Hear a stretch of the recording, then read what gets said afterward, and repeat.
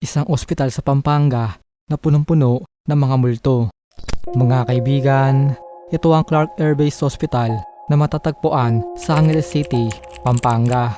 Ang ospital na to ay binansagan ng Ghost Hunters International na one of the most haunted places in the world.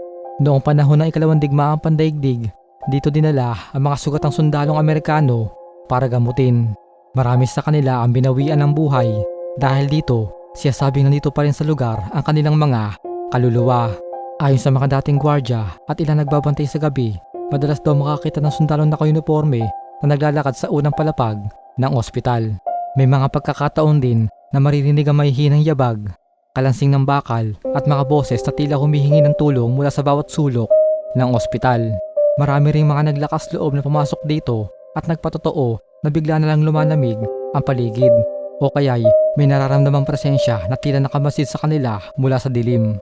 Dahil dito, ang Clark Air Base Hospital ay nanatiling isa sa pinakasikat na haunted places sa Pilipinas at patuloy na binabalikan ng mga paranormal investigators at mga mahilig sa kababalagan.